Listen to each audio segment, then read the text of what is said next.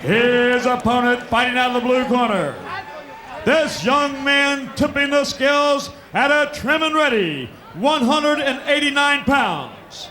Wearing the white trunks trimmed in red with a professional record of 48 wins against 2 losses and 2 draws, 32 wins by knockout. The former 2-time world champion and current WBU light heavyweight champion of the world. Ladies and gentlemen, introducing from Ann Arbor, Michigan, James Lights Out Toney!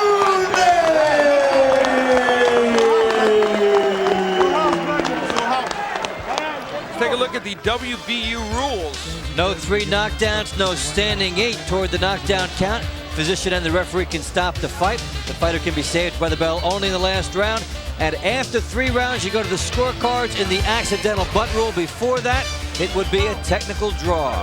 All right, so all that having been said, let us take a look at James Toney as he gets ready to fight for a version of the WBU Cruiserweight champion. The actual WBU Cruiserweight champ, there's Greg Everett, is in fact Tommy Hearns. This is the portion of that. Let's look at the keys to victory.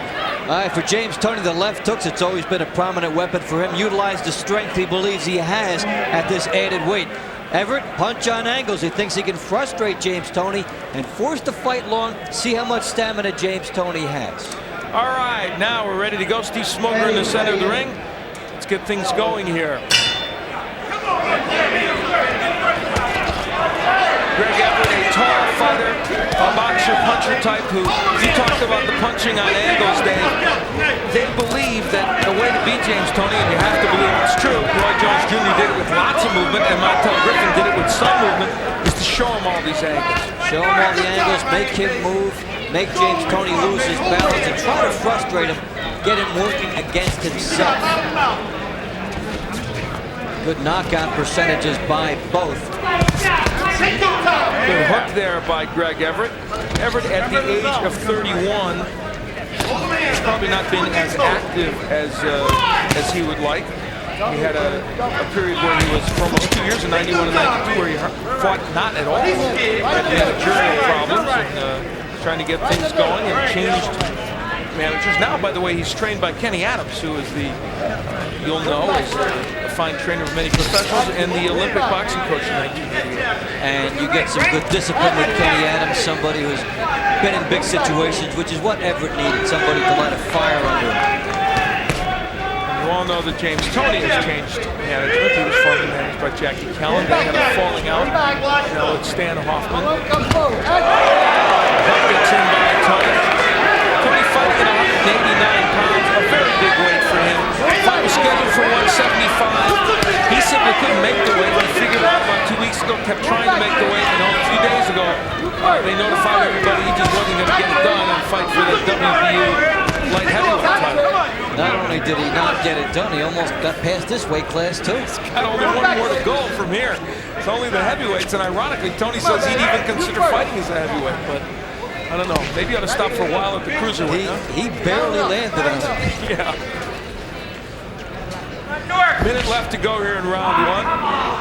And we did see in the Roy Jones fight how he ballooned up several pounds the day of the fight after making weight. Certainly was not himself in there. It's hard to believe looking at him now. He was 160 just a while back. Truly amazing. That's when he won the title from Michael Nunn in 1960. Landed a good right hand there against Greg Everett. They have a common opponent. They both beat Governor Chambers. Toney knocked him out, and Everett beat him by decision. Everett does come in here on an 8-fight winning streak over the last several years, but not on Temple. I'm Al Bernstein. We're very happy that we're here to see the opening bout, opening evening of our ESPN Championship Series. Each month we're bringing you some major fights here on ESPN. Toney with a little edge as the punches landed. Certainly the power shots were more meaningful than he landed. The hook and the right hand, and Everett standing and punching with him there in round 1. I'd like to use a little bit more on the angles. there was a request made to James Toney to weigh in again tonight after he had, eaten all day or whatever. Just curious to see how much he would weigh. He could be close to 200. Could be close to 200. Jabs by James Toney. He was very adamant today when we talked to him about the fact that he thinks he can fight at this weight. Feels like those other weight classes are not perfect for him. But let's be honest.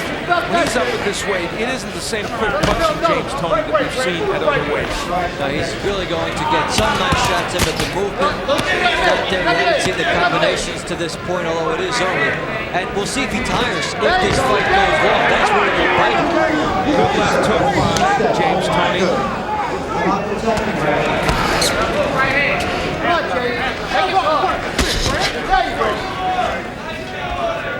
He is one of the more active boxers.